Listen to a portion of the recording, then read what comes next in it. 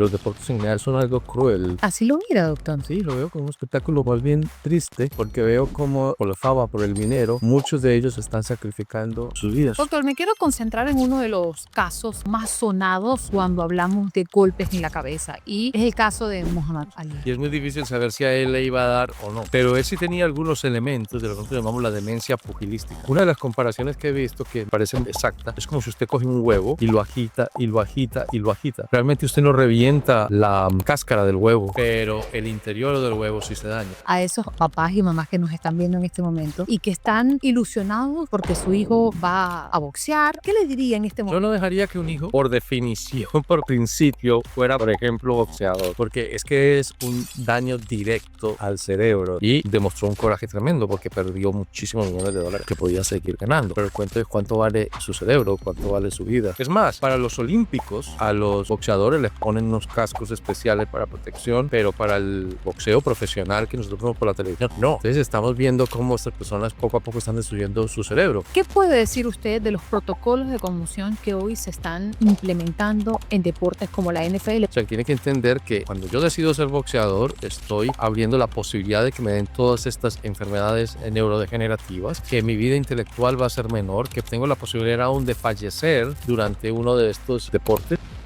Bienvenidos a The GOAT Podcast. Hoy tenemos el privilegio de recibir a un invitado extraordinario, el doctor Carlos Ramírez Mejía, neurólogo certificado y especialista en medicina del sueño, con una trayectoria brillante en Estados Unidos y América Latina. El doctor ha sido jefe de residentes en la Universidad de Georgetown. Realizó investigaciones pioneras en inmunología y biología molecular en instituciones como la Universidad de Georgetown y el Instituto Naval de Investigación Médica. Y hoy forma parte de Medical Arts Neurology en Miami, donde atiende casos de migraña, epilepsia, deterioro cognitivo, demencia y enfermedades neurodegenerativas. Y su voz también ha llegado al Capitolio y a comités médicos donde defiende la ética y la salud neurológica. El tema de hoy es tan apasionante como inquietante. Todos recordamos a Muhammad Ali, quien tras conquistar el mundo del boxeo terminó luchando contra un Parkinson que marcó su vida. O el caso de Junior Seau, ídolo de la NFL, que después de años de gloria terminó con diagnóstico de CTE tras su muerte. Historias que nos recuerdan que los golpes repetidos en la cabeza pueden cambiarlo todo. Con el doctor Ramírez vamos a hablar de qué ocurre realmente en el cerebro tras estos impactos. ¿Qué diferencia hay entre una conmoción y una enfermedad neurodegenerativa como el CTE o el Alzheimer? ¿Cuáles son los protocolos en deportes como la NFL, el hockey o el boxeo? ¿Y qué papel juega el sueño en la recuperación? Una conversación imperdible que promete abrirnos los ojos sobre un tema tan delicado como fascinante. Y suscríbete a nuestro canal de YouTube y acompáñanos en cada episodio. Aquí vas a encontrar conversaciones auténticas, llenas de historia y aprendizajes que inspiran. Este episodio es presentado por Squad, la plataforma que transforma la gestión de academias deportivas. Si diriges una academia y te abruman los registros, pagos y organización, Squad lo soluciona en un solo lugar. Menos caos, más deporte.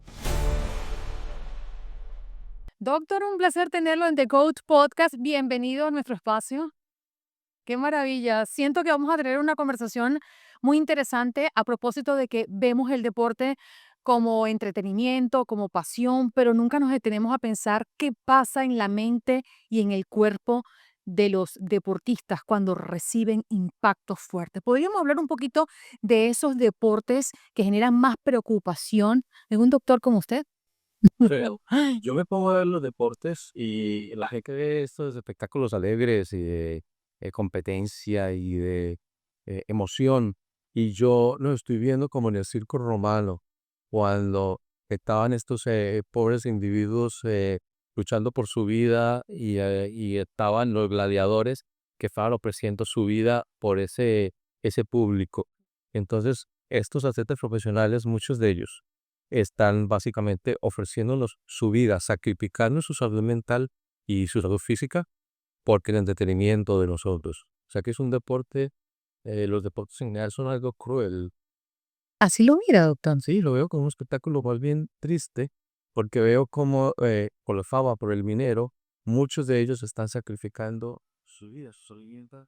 Pero ciertamente hay deportes donde En este caso, hablando de los golpes en la cabeza, pues genera mucho más preocupación. El fútbol americano, el boxeo y quizás el fútbol soccer, porque mucha gente no lo ve, pero estos cabezazos constantes con la pelota.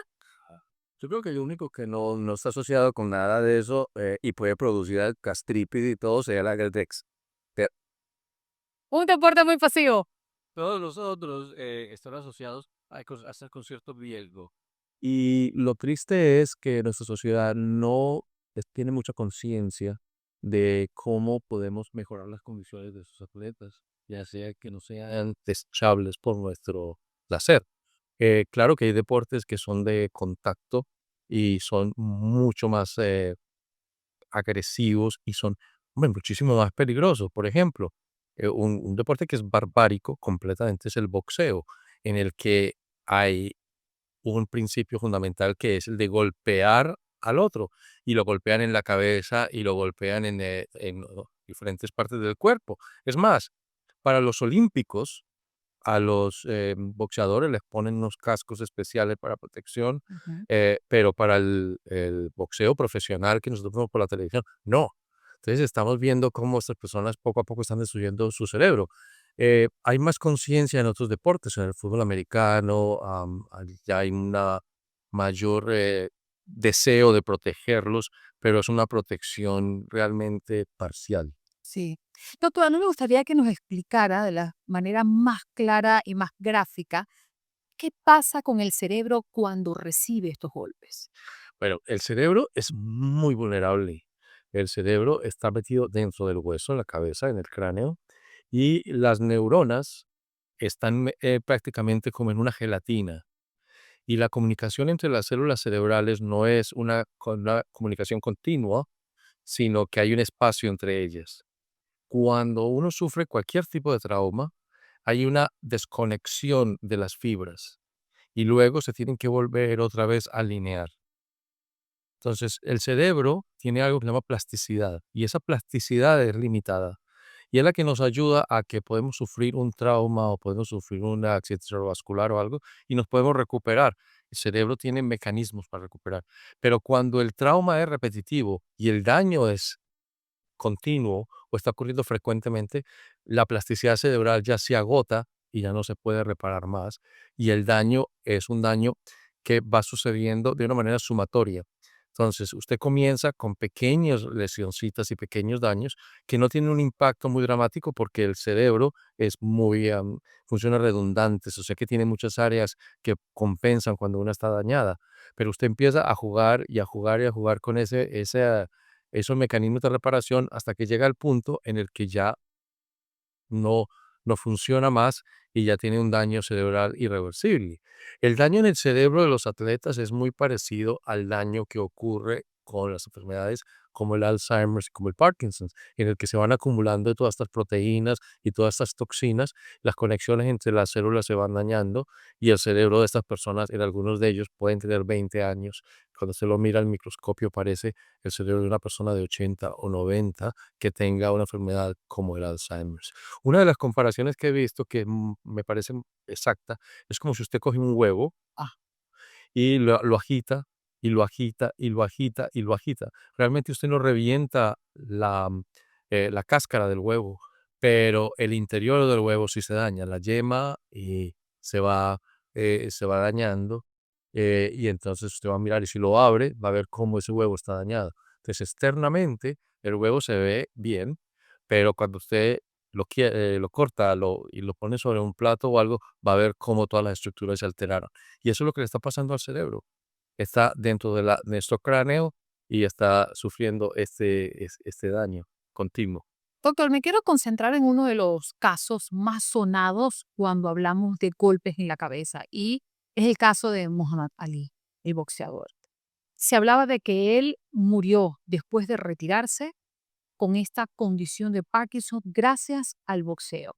Pero entiendo que científicamente no pudieron comprobarlo. ¿Qué opinas? Lo que pasa es que hay unas personas a quienes les va a dar Alzheimer, hay otras personas que les va a dar Parkinson's, y es muy difícil saber si a él le iba a dar o no.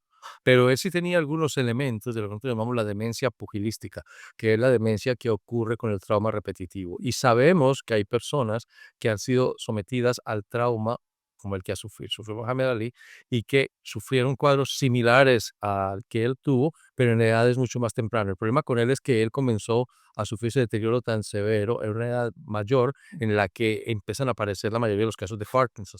Pero hay algunos jóvenes que, sin que estén en la edad en la que se ve el Parkinson's, comienzan a presentar un cuadro similar. Entonces podemos asumir de que la variante lo que hace que a ellos les dé es el que se han sometido a traumas repetitivos. También cuando se hacen las autopsias se ve que ha habido pequeñas hemorragias y pequeños cambios en las áreas que controlan el movimiento, lo que no vamos a ver en una persona que tenga Parkinson's. Pero entonces la eterna discusión de que el boxeo no debería ser un deporte avalado por una federación internacional porque provoca los golpes en la cabeza, pues condiciones neurológicas, así podría decirlo. Lo que pasa es esto, mire, es el Pero eterno debate. sí, Los seres humanos hay algunos que los consideramos desechables y esos son los atletas. Y hay mucha gente que adora el boxeo y que lo ven como ídolos. Y esa era la misma época del Imperio Romano, por ejemplo, con los gladiadores y terminaban muertos o terminar. O sea que existe esa fascinación y consideran el boxeo como un deporte tan meritorio que se mueven millones de dólares y además aún es parte de los olímpicos. Lo que sucede es que si alguien decide que va a practicar el boxeo, debe saber a qué se está exponiendo. O sea, que tiene que entender que cuando yo decido ser boxeador, estoy abriendo la posibilidad de que me den todas estas enfermedades neurodegenerativas, que mi vida intelectual va a ser menor, que tengo la posibilidad aún de fallecer durante uno de estos deportes y entender que hay algunos mecanismos para protegerme que no me los están dando y de esa manera son negligentes. ¿Por qué?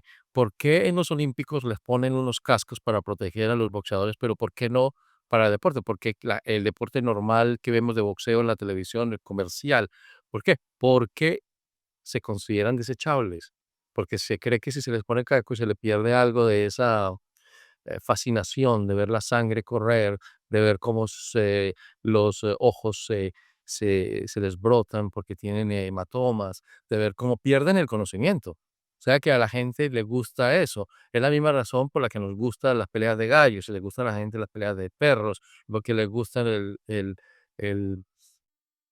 digamos, el toreo, que es un elemento de crueldad, pero como decimos que tiene una manifestación cultural, entonces lo toleramos, pero lo que yo digo es, tenemos que tratar de hacer lo más que podamos para proteger a quienes decidan hacerlo, pero ellos tienen que entender lo que están haciendo, que es poniendo en peligro su vida. Por ahí había un jugador de fútbol que a los 22 o 23 años decidió que no quería jugar más porque decidió proteger su cerebro y su salud intelectual. O sea, fue una decisión correcta y demostró un coraje tremendo porque perdió muchísimos millones de dólares que podía seguir ganando. Pero el cuento es cuánto vale su cerebro, cuánto vale su vida.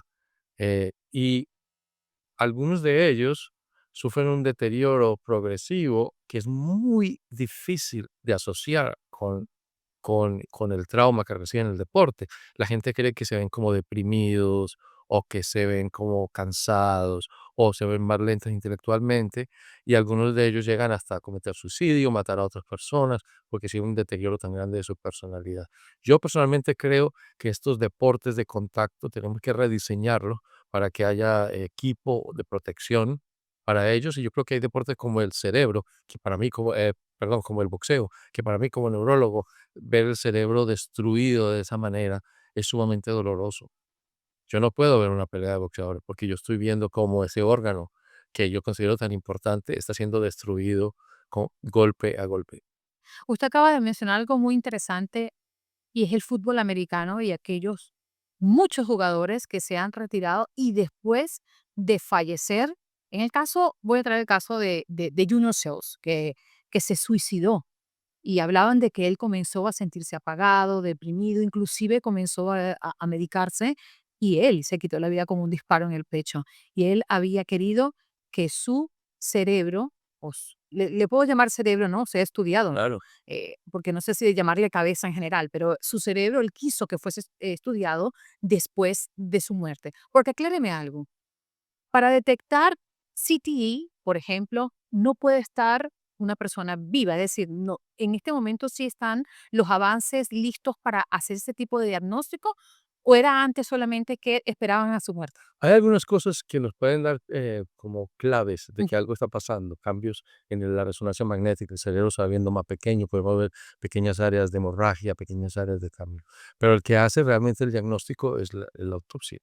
Pero qué triste, es poner a alguien a una enfermedad que sabemos que existe, que sabemos la causa, pero por este deseo de disfrutar del deporte, los estamos prácticamente condenando a la demencia. Y no solamente a ellos, sino también a sus familiares. Pero recuerde, es que la plata y el poder y el deseo de ser famoso hace mucho daño. Pero casi todos los deportes tienen un elemento de peligro. Por ejemplo, el fútbol, el soccer, que tenemos los del fútbol nuestro, los golpes en la cabeza, por ejemplo, que se pegan cuando le pegan al balón. También hay otros traumas que no son tan evidentes, como la desaceleración súbita, cuando la gente va corriendo y pronto para, el cerebro se mueve adelante y atrás y puede producir pequeños daños. O sea que hay otras cosas que... Entonces, en el automovilismo también sufren mucho. Y todo, mire, por ejemplo, si hay estudios que muestran que aquellas personas que suben el Himalaya, el Everest, eh, tienen una caída en el coeficiente intelectual porque pierden células por haber estado en la hipoxia esa, la falta de oxígeno allá. O sea que casi todos los deportes hay un precio para pagar. El problema es qué tan alto es, qué podemos hacer para evitarlo y está seguro que las personas que están practicando ese deporte saben lo que están esperando y que sus familiares y sus médicos estén pendientes para detectar a tiempo y tener algunos casos hasta forzarlos a que paren su equipo. Pero es que mire, recuerde usted que una de las claves en el deporte es el número de horas que practiquen. Pues para ser un buen jugador de fútbol americano, ellos comienzan desde el bachillerato. Después de que ya a nivel de un deporte más profesional estén usando equipos que los protejan más, pero ¿qué pasa durante todos estos años de bachillerato? Todos estos años al empezar el college. Ahí no hay estándares tan altos. Y estos muchachos para poder meterse dentro de esa pirámide comienzan a arriesgar su vida. Entonces, tenemos muchachos de 14, 15, 16 años sometiéndose a, est- a una estrés extremo para tratar de sobresalir. Y Y muchos, entrenamiento sobre entrenamiento. y muchos de ellos se quedan en la mitad del camino porque no alcanzan a ser tan buenos, se lesionan o algo, pero ya quedaron con un daño cerebral que no va a ser tan severo como el que continúa por más tiempo, pero que en algún momento puede afectarles. Si alguna vez un episodio te deja una idea, una estrategia o simplemente una chispa de motivación, entonces este espacio ha cumplido su misión. Y la mejor manera de apoyarnos para seguir trayendo estas historias es suscribiéndote, porque cada suscripción no es solo un número, es un voto para que este contenido siga creciendo y llegando a más personas que como tú buscan aprender de los más grandes. Así que si aún no lo has hecho, suscríbete ahora y acompáñanos en este viaje de mentalidad, estrategia y grandeza.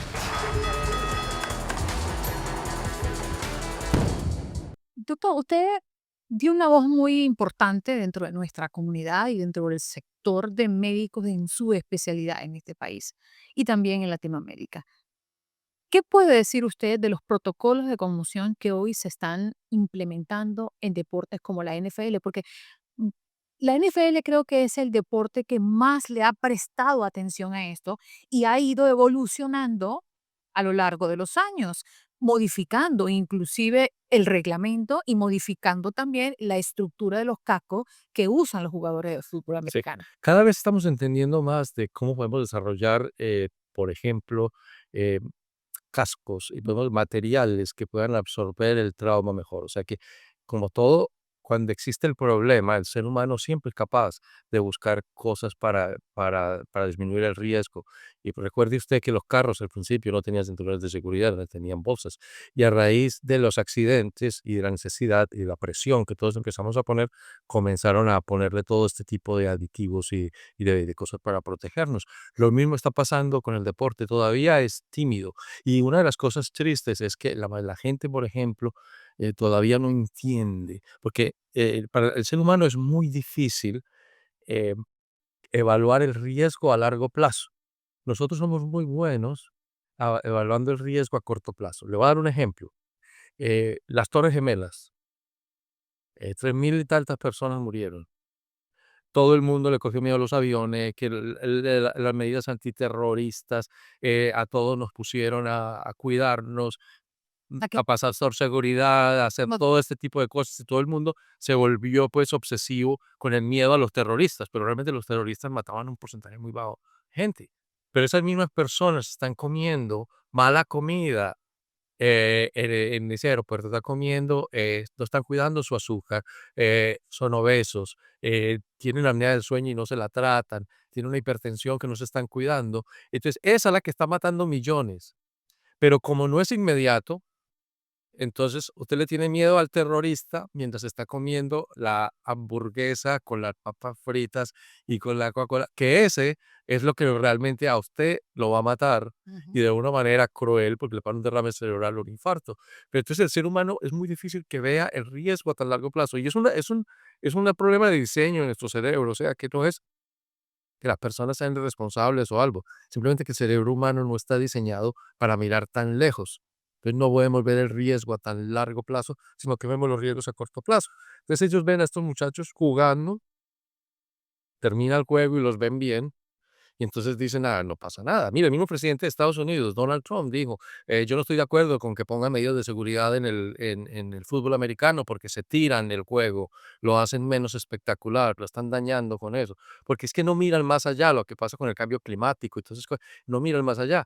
Pero cuando un jugador colapsa en frente de millones de personas, hay un clamor para hacer cambios, porque ahí sí se vio la relación directa. Y por eso vemos, en este caso, por ejemplo, este juego en el que había un jugador que colapsó y le dio prácticamente una convulsión en frente a millones, todo el mundo dijo: "Hay que hacer algo", porque así es como funciona nuestro cerebro, solo vemos lo Pero estaba inmediato. hablando del caso de Tua Tagovailoa. Sí, y solamente vemos lo inmediato.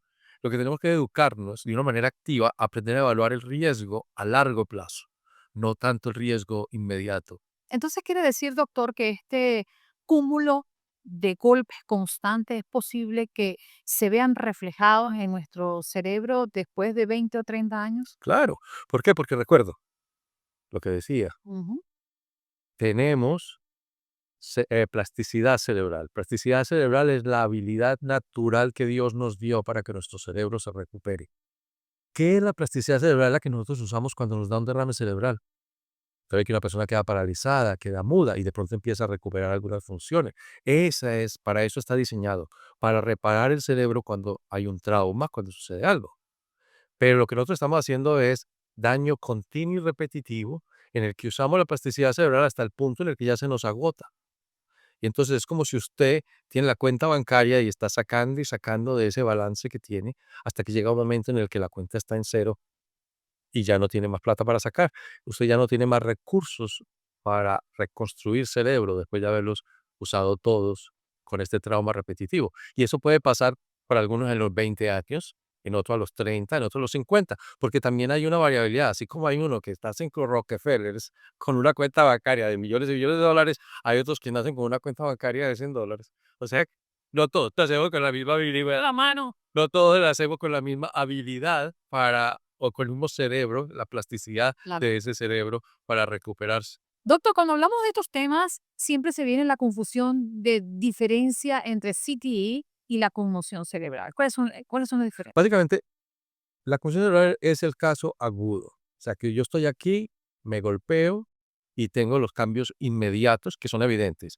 Generalmente puede haber pérdida de conocimiento, la persona puede tener problemas de dolor de cabeza, vértigo, sentirse un poco lento. Y estas personas, en un periodo más o menos de 3 meses a 6 meses, regresan a su estado normal ¿Por qué? Porque hubo plasticidad. Su cerebro se logró recuperar. En algunos es aún días en que la persona regresa a su estado normal.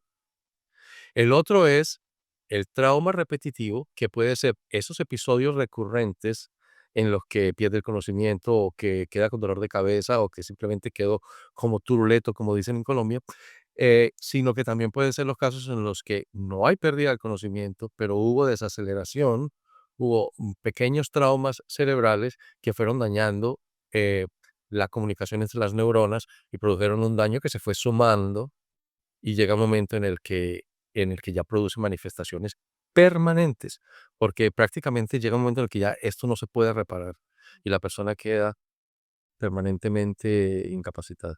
Un jugador que ha estado constantemente en este tipo de situaciones, ¿tiene manera de revertir o esto no tiene reverso? Depende del estado.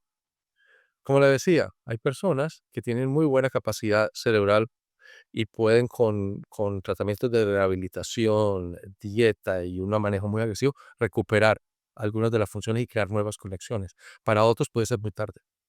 Claro, y los que sí tienen la posibilidad es ¿se autorregenera o tienen tratamientos para esto? No, básicamente es con estimulación y con dieta y con terapias para tratar de estimular el cerebro para que pueda eh, crear nuevas conexiones y tratar de evitar que haya más daño.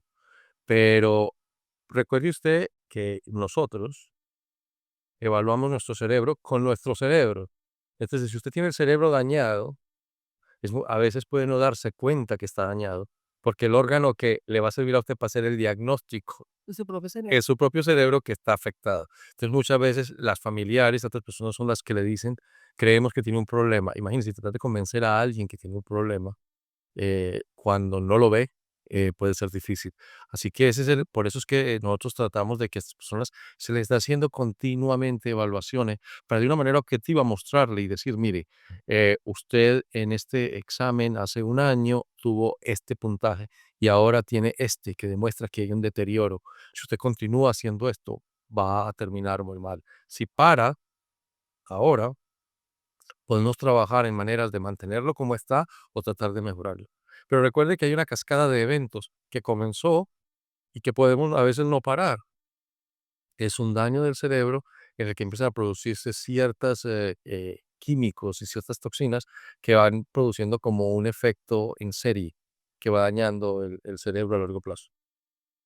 Quiero ausentarme del deporte por un ratito y hablar de nuestras actividades diarias. Ya usted asomó un poquito sobre eso, me llamó poderosamente la atención lo de la subida de la montaña, porque no tenía conocimiento de que algo así pudiese surgir. Pero hay personas que les encantan, por ejemplo, ir a los parques de diversión y lanzarse por las montañas rusas, por ejemplo. Los niños que les encanta meterse en los brincolín, pum, pum, pum, pum, todo el tiempo. Y sabe, voy a llevar a los muchachos por lo menos 2 o 3 veces por semana que vayan y brinquen y van y se tiran esos colchones y pum, me gustaría traer a la mesa esos eventos que pueden ser para nosotros cotidianos o pueden ser común y que hasta el adulto cualquiera les gustaría practicar todo el tiempo. A mi esposo le encanta montarse en una montaña rusa. Ya yo creo que eso yo pasé mi etapa, pero quiero que le hable a esas personas, doctor, que creen que esto no tiene ninguna repercusión. Recuerde que el cerebro es vulnerable y puede sufrir trauma, pero tampoco es tan vulnerable Ujú. que no pueda adaptarse a ciertos cambios. Estamos diseñados para tener cierto nivel de trauma en nuestras vidas. El cerebro está flotando en líquido y el cerebro, como le digo, si pasa algo, él es capaz de regenerar y crear conexiones. O sea que esporádicamente nosotros podemos hacer cosas que son un poquito riesgosas, como montar en una montaña rusa, cosas de esas, porque no es lo cotidiano. Pues lo empieza a hacer todos los días, ya la cosa puede ser mucho más seria. Pero recordemos, por ejemplo, ahora murió una persona en una montaña rusa. ¿Por qué se puede morir en una montaña rusa? ¿Por qué cree usted? Porque tiene una condición, No, por ¿no? muchas razones. No. Ok. Usted se puede morir en la montaña rusa porque está llena de adrenalina y de hormonas de estrés. Y, por ejemplo, usted está algo deshidratada, su potasio está bajo, sus electrolitos están bajos, y tiene esa descarga tan masiva, puede producir un paro cardíaco. simplemente por el pánico que le produce eso. O si usted tiene una vulnerabilidad, hay corazones que son más excitables que otros, en los que nosotros sabemos que pueden sufrir las personas arritmias. Eso le puede suceder. También puede haber, por ejemplo, una desaceleración súbita, que eche la cabeza hacia atrás y hacia adelante, y eso puede dañar las vértebras en las personas que son vulnerables y puede producirle un daño de la médula espinal que puede ser letal. Las arterias del cuello se pueden estirar y dañar. Pueden pasar tantas cosas en esos momentos que si usted tiene lo que llaman la tormenta perfecta, ha habido casos de personas en las que las personas que van adelante, alguien se le va un objeto y le pega al de atrás, y como va a una velocidad tan grande, le puede producir hasta un pájaro, puede ir volando y le puede a usted golpear a alta velocidad y le puede hacer trauma. O sea que pueden suceder muchas cosas, pero no podemos ser tan pesimistas, hay que vivir, hay que gozar, hay que tomar riesgos hasta cierto punto, pero entender que el trauma repetitivo como el que sufren nuestros atletas es completamente, a mi modo de verlo, inmoral y deberíamos tomar muchas medidas para protegerlos. Y debemos saber que cuando ellos deciden practicar estos deportes, sepan exactamente cuál es el precio que tienen que pagar y que haya fondos para su rehabilitación. Pero mira qué triste. Digamos, yo tengo 25 años, estoy en el pico de mi vida, soy un atleta, soy inteligente, tengo plata. Y pensar que tengo que crear un fondo para que cuando tenga 48, 50 me cuiden porque voy a estar demente. Yo creo que es un precio demasiado, demasiado alto. ¿Usted cree que las autoridades locales son muy, no sé si llamarle flexibles o muy complacientes con las ligas? Lo que pasa es esto, mire, hay mucha plata ahí. Mm. Usted sabe que la plata manda. Segundo, el ser humano tiene mucha dificultad evaluando riesgo. Entonces es muy difícil hacer que una persona entienda el riesgo verdadero.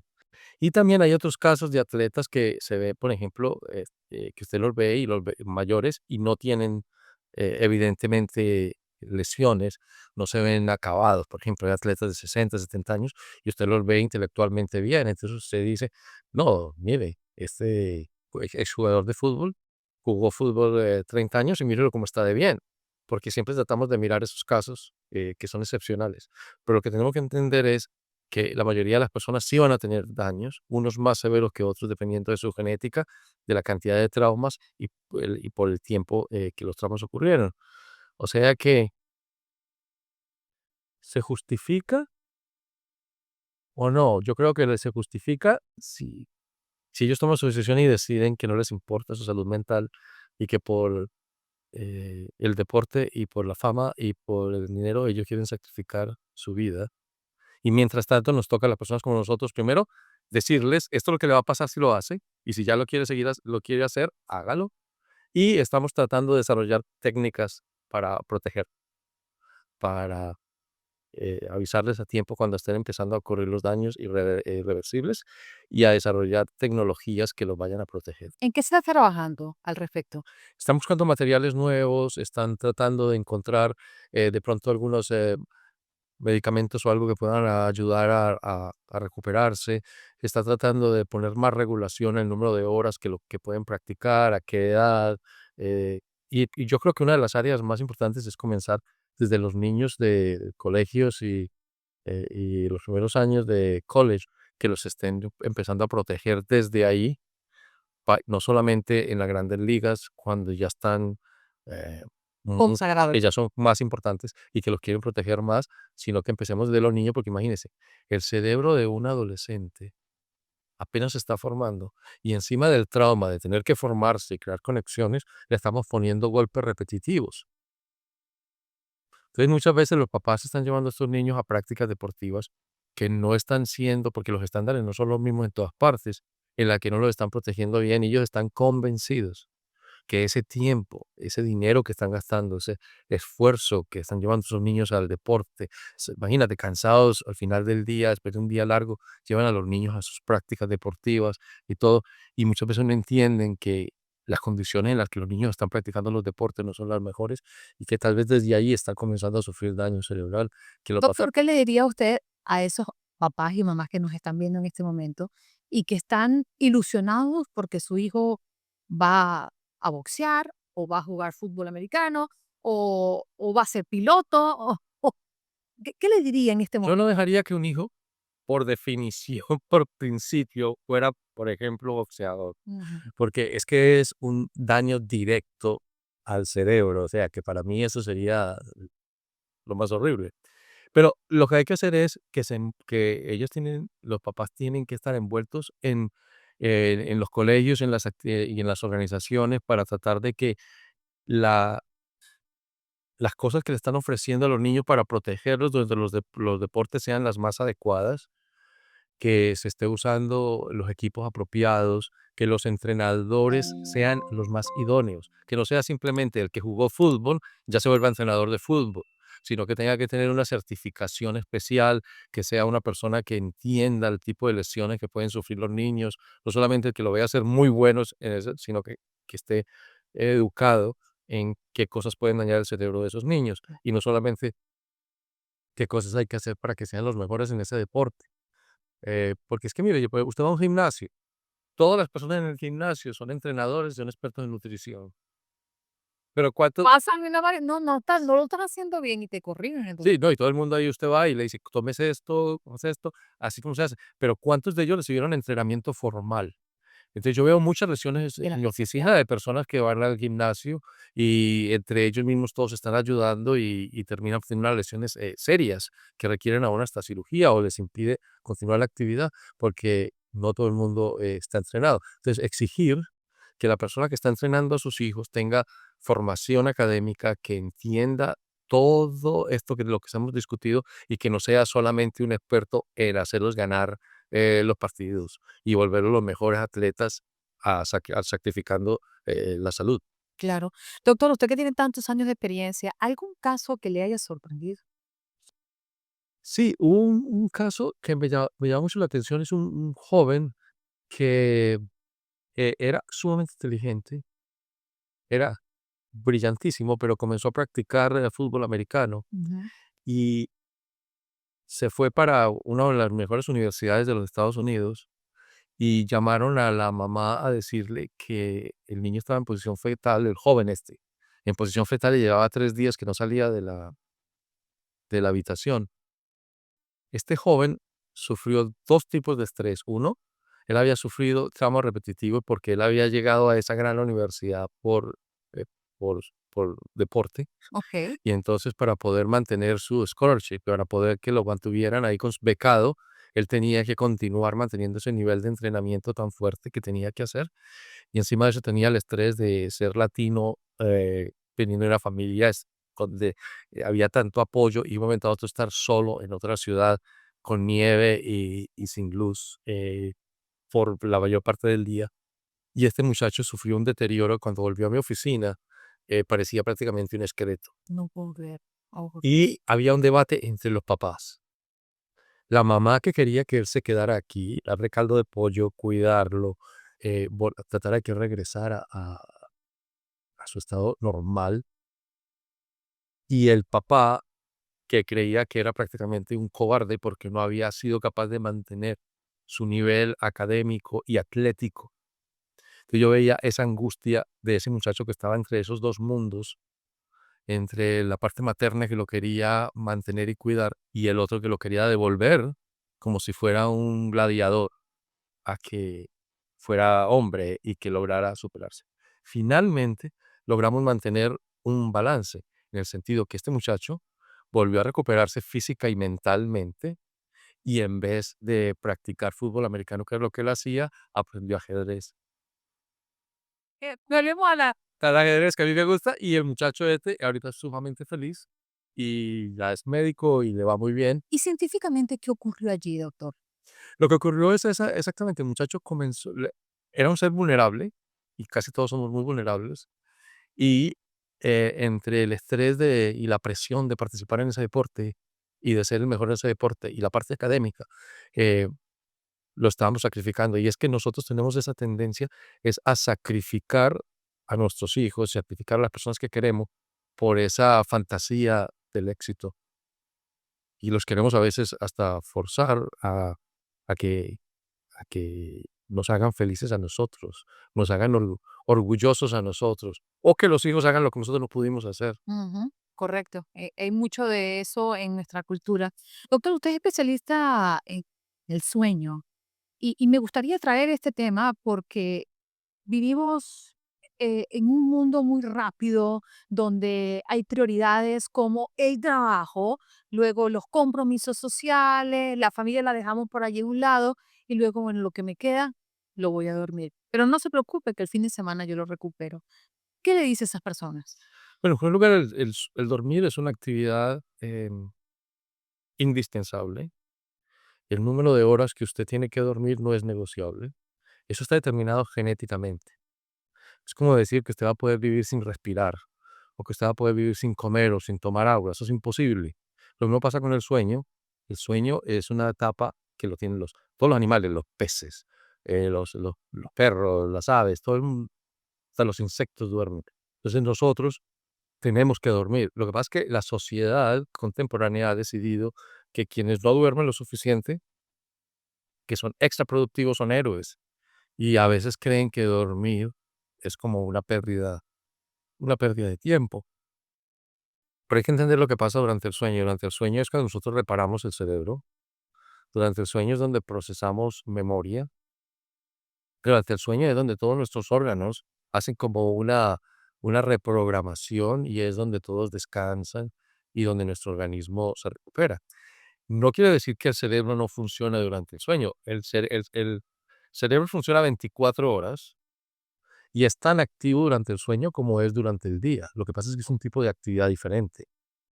Durante el sueño, nosotros cogemos las memorias y los recuerdos y toda la actividad intelectual del día y la tabulamos, la procesamos y la ponemos donde tiene que estar en el cerebro para poder más tarde usarla.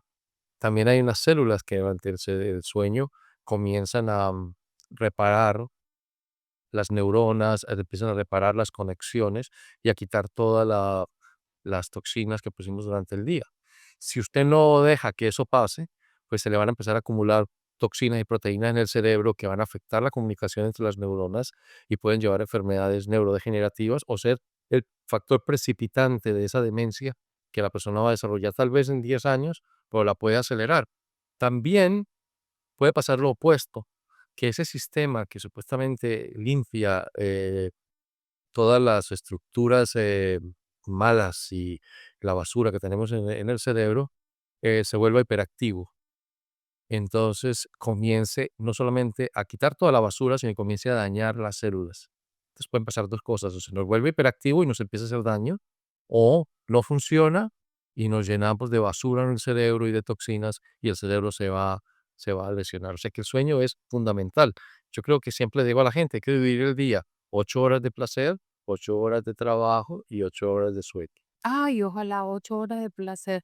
No las tengo, doctor. Y el sueño tampoco. Pero es su decisión. No, sí, lo tengo muy claro. Usted, usted es dueña de su día y de su vida. Y usted decide qué es lo que usted decide hacer con usted misma. Claro. Pero yo le garantizo que si usted es eficiente, en 8 horas en un día hace todo lo que tiene que hacer laboralmente. Si no hace lo que llaman esto el multitasking, Ujú. el de hacer muchas actividades al mismo tiempo, si usted planea su día bien, si usted organiza, usted es capaz de en 8 horas de ser muy eficiente. Y si duerme 8 horas, va a tener toda la energía y la capacidad intelectual para, para tener esas 8 horas de trabajo eficiente y para haber descansado. Y las otras 8 horas son para pasar ricos. Mírense, 8 horas de leer, de oír música, de bailar, de hacer ejercicio, de caminar. ¿Y qué pasa con las personas que distribuyen esas 8 horas? Es decir, duermo 5 y luego duermo 3 en la tarde. ¿Eso funciona igual? N- No funciona igual Ujú. y no es lo ideal, pero es mejor pagar la deuda de sueño rápidamente el mismo día, pero lo ideal es no tener esto, tener una estructura sumamente rígida con el sueño. Es decir, dormir lo mismo en semana que en el fin de semana, el mismo número de horas, dormir siempre igual, volver lo que es sagrado. Pero es que yo creo que sí se puede. Usted puede decirle a todo el mundo, a las 10 de la noche ya no lo pueden llamar y a las 10 de la noche apaga la luz a dormir. Que el asunto es que yo me levanto a las 4 de la mañana. Entonces acuéstese a las... Entonces, de todo que esa gente después de las 8 no me llamen, pero bueno, sí, es una decisión propia. Usted toma una decisión y dice, es mi hora, mi tiempo, es mi tiempo, pero es que no es negociable. O sea, o usted lo hace o no lo hace. Si no lo hace, paga las consecuencias. ¿Cuál es las consecuencias? Disminuye su calidad de vida, disminuye su esperanza de vida y aumenta el riesgo de tener enfermedades como el Alzheimer's y, y otras que son terribles. Entonces es el precio que paga, como el deportista. Yo deseo sacrificar mi cerebro por este deporte, lo estoy haciendo conscientemente, lo hago. Pero otro puede decir, ¿sabe qué? No voy a entregarle al fútbol americano mi cerebro, voy a buscar otra manera de ser feliz o de realizarme deportivamente. Yo quiero traer un tema que abordamos muchísimo y conversamos previo a la grabación de este podcast y que tiene que ver también mucho con la salud neurológica y es la nutrición, doctor. ¿Qué relación tiene esto? Es fundamental. Lo que pasa es que una de las razones por las que nosotros tenemos tantos problemas hoy en día es por la manera como comemos. ¿Y por qué? Le voy a poner un ejemplo. Los seres humanos nunca estuvimos expuestos al azúcar durante nuestro desarrollo biológico. O sea, por cientos de miles de años, nosotros no teníamos azúcar prácticamente en el ambiente, azúcar concentrada. El hombre primitivo solamente encontraba azúcar cuando, por ejemplo, encontraba un panal de abejas y encontraba un poquito de miel y la comía. Pero resulta que era muy peligroso. Primero, porque estaban en los árboles, se podía caer. Primero, porque lo picaban y algunos se morían y otros, pues, les dolía mucho. Y entonces no era la fuente más eficiente de carbohidratos. Entonces, la única manera como nosotros encontrábamos azúcares eran realmente las frutas, y cuando consumíamos las frutas, estábamos consumiendo no solamente el azúcar que tiene la fruta, sino las vitaminas que tienen la fruta, los cofactores que tienen las frutas y toda la fibra que tienen las frutas. Entonces estamos acostumbrados, era por cientos de miles de años, a consumir el azúcar de esa manera, que entraba de una manera muy gradual en cantidades pequeñas. ¿Qué sucedió? La revolución industrial vino y aprendimos a producir azúcar de una manera masiva, barata y vacía. Entonces, ¿qué sucedió? Comenzamos a consumir azúcar en cantidades para las que nuestro cuerpo no está diseñado. ¿Y sabe por qué nos gusta tanto el azúcar? Porque el azúcar era tan poco común en cantidades concentradas que no estamos preparados psicológicamente y biológicamente para que cuando viéramos azúcar, como lo íbamos a no lo íbamos a ver en meses, lo consumiéramos mucho porque nos gustaba. Entonces, lo que era escaso en la naturaleza era lo que más Decía. nos gustaba. Ujú. Pero resulta que ahora tenemos todas esas terminales nerviosas que nos dicen que el azúcar es fantástico, que es riquísimo y que quiero más, y tenemos todas estas fuentes de azúcar alrededor nuestro, en el supermercado, en todas partes. Entonces, nos estamos matando consumiendo estas cantidades de azúcar para las que nuestro cuerpo no tiene mecanismo suficiente para procesarla de una manera saludable. Y encima de eso, cuando uno dice que quiere azúcar, uno cree que realmente uno quiere azúcar, pero realmente quienes quieren azúcar son las bacterias que uno tiene en el intestino, que de acuerdo a su dieta, usted tiene la composición de las bacterias en su intestino. Entonces, si tiene, por ejemplo, muchas bacterias que dependen del azúcar, cuando usted no les ha dado azúcar, ellas estimulan em, los nervios que hay en el intestino y hacen que su cerebro la ponga a buscar azúcar. Entonces usted tiene ese deseo, ese impulso, ese antojo de buscar azúcar y usted cree que usted quiere azúcar. Lo que quieren azúcar son las bacterias que tiene en su intestino. Entonces yo le digo a la gente, piense esto, tengo ganas de azúcar, ¿soy yo quien quiere azúcar o las bacterias? ¿Quién manda? ¿Este cerebro o el cerebro que tenemos nosotros en el intestino, que de todas maneras nos da el deseo de comer ciertas cosas? Entonces, por ejemplo, con el azúcar, ese elemento nos ha afectado de una manera dramática. Aparecieron enfermedades que prácticamente no existían en el hombre primitivo. Como por ejemplo, Por ejemplo, la diabetes no era una cosa muy común, por lo menos la diabetes tipo 2. La enfermedad cardiovascular no era tan común. La enfermedades de atención y el mismo Alzheimer y todo eso no eran comunes, no solamente porque no duraban mucho, pero al mismo tiempo era porque no consumíamos todas esas toxinas.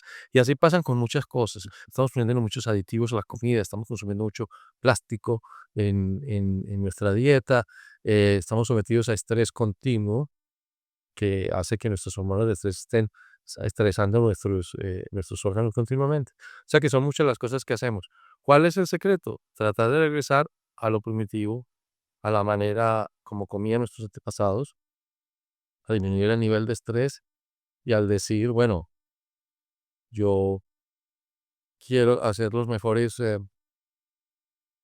quiero tomar las mejores decisiones con mi salud, quiero tener control de lo que quiero comer, quiero el control de mi vida, yo no voy a entregarle mi vida y mi salud al sistema que nos está imponiendo esta sociedad, que es el vivir estresados, el vivir eh, compitiendo, el vivir comiendo, el no dormir, el no disfrutar la vida, el no respirar, el no caminar, el no tener relaciones interpersonales. Ahorita estamos todos viviendo, usando siempre un equipo electrónico como intermediario entre los seres humanos. O sea, yo no hablo con usted, yo le mando textos, y si voy a hablar con usted lo hago a través de aparatos electrónicos. Ya no existe tanto esa conexión personal que es tan importante. Entonces, yo siempre le digo a la gente, hay que ser proactivos, hay que eh, tener una meta, y esa meta es ser felices, ser saludables y no sacrificar la felicidad y la salud por todas estas metas ilógicas, irracionales y muchas veces inalcanzables que nos estamos poniendo en la vida cotidiana. hace un ratito hablábamos del plástico, doctor, y me llamó poderosamente la atención que usted decía que estamos depositando mucho plástico en nuestro cuerpo y que hay múltiples maneras de absorber ese plástico sin darnos cuenta. ¿Podría darnos un ejemplo de eso? Bueno, los plásticos son nuestros enemigos. Primero porque el plástico es una cosa completamente no biológica, o sea, es algo que es un derivado del petróleo. Y él entra a nuestro cuerpo de muchas maneras. Entra con las cremas, los jabones, entra con Y ya. el maquillaje, entra con los contenedores, los vasitos de icopor. Eso es el plástico de más mala calidad. Mire, por ejemplo, aquí en Miami nos fascina el cafecito cubano, que es el cafecito que lo dan en unas copitas de plástico. Es el peor plástico que hay, es el plástico más barato. Es tan barato que usted pide un café cubano y le dan como 15 de esas cositas y que no vale nada, porque es un plástico muy barato. Entonces usted se toma su cafecito cubano, que sabe delicioso, en una copita de plástico de la peor calidad y está consumiendo ese plástico de derecho, se está yendo a nuestro cerebro y a nuestros órganos. Hay plástico en el ambiente. Por ejemplo, cuando vamos por una carretera y abrimos la ventanilla del carro, estamos inhalando todo el plástico que está saliendo de las llantas de los carros, que se está abriendo como un aerosol. Cuando abrimos la secadora de ropa, que hay ese olor de químico que le pusimos ahí para que la ropa huela Esto bueno, me sorprendió, no o, sabía. o también los plásticos que tiene la ropa, porque al estar calentada, calentándose en en el calentador, el secador de ropa, al abrirlo, es todo ese plástico que se aerolizó, se nos está metiendo a los pulmones. O sea, puede entrar, los plásticos entran por todas partes. Las botellas de agua. Imagínense, la gente está feliz porque está tomando agua y cree que está ayudándole mucho a su salud, porque está tomando agua y no va a estar deshidratada y que es muy buena y que tiene más no sé cuántos litros al día, todos esos mitos que existen, pero realmente están tomando de botellas de plástico que también son de un plástico muy barato y entonces está entrando todo ese plástico al cuerpo. Recuerde, ese plástico entra y ahí no sale, se va y se deposita en estructuras anatómicas y la que más es afectada es el cerebro. Y entonces hemos visto que el cerebro empieza a ganar hasta peso por la acumulación de plásticos que tiene, imagínese, ¿Y cuando agarra peso, qué ocurre? ¿no? Imagínate, quiere decir que hay una sustancia extraña, es una sustancia que puede estar bloqueando la comunicación entre las neuronas y nos puede llevar a enfermedades neurodegenerativas. O sea que apenas estamos aprendiendo, pero recuerden, hay dos enemigos. Uno, que apenas nos estamos dando cuenta del peligro de los plásticos. Segundo, intereses económicos tremendos. Entonces, hay dos enemigos nuestros. La falta de conocimiento, porque apenas estamos aprendiendo, y las personas que nos quieren sacrificar por Por el negocio. la economía. Porque recuerde que los gobiernos no son nuestros amigos. Los productores de comida no son nuestros amigos. Los supermercados no son nuestros amigos. Ellos quieren enriquecerse y ellos se quieren enriquecer a costa de nuestra salud. Entonces, no son nuestros aliados. A veces ni los médicos son los aliados nuestros porque los médicos no conocemos mucho de nutrición tampoco, porque es que los médicos no nos enseñan nutrición en la escuela de medicina. Las clases de nutrición son muy bajas y generalmente lo que nos enseñan es qué pasa cuando a usted le falta una vitamina u otra, pero no más. Entonces, lo que tiene que hacer la persona es aprender, estudiar muchísimo sobre nutrición, tomar control de su vida, y una de las fórmulas es regresar a lo básico en todos los aspectos. Pero el plástico, definitivamente, no hay que calentar cosas en microondas en plástico, no hay que usar cucharas de plástico para preparar comida o usar contenedores de plástico de icopor, todo ese tipo de cosas, tratar de evitarlas. Es imposible prácticamente no exponerse a los plásticos, pero sí podemos disminuir la cantidad. Claro. Doctor, nosotros tenemos como pregunta de cierre en este podcast una pregunta que se la hacemos a todos nuestros invitados. Si este fuese el último micrófono que tiene frente a usted, tendría que decirle al mundo lo que verdaderamente importa, ¿qué le diría? Yo diría que a la única persona a la que le importa usted 100% es a usted mismo, y que usted es el dueño de su destino, y que usted decide qué hace con su cuerpo y qué hace con su salud, y que la meta es ser feliz, ser saludable, pero eso no es gratuito. Eso viene del aprendizaje, eso viene del conocimiento, eso viene de el desmontar todos los mitos que la sociedad ha creado, porque lo que hace la sociedad es crear una cantidad de personas eh, que somos como parte de un engranaje y que somos todos desechables. Los gobiernos no quieren que tengamos más de 65 años para que no cobremos el plan de retiro.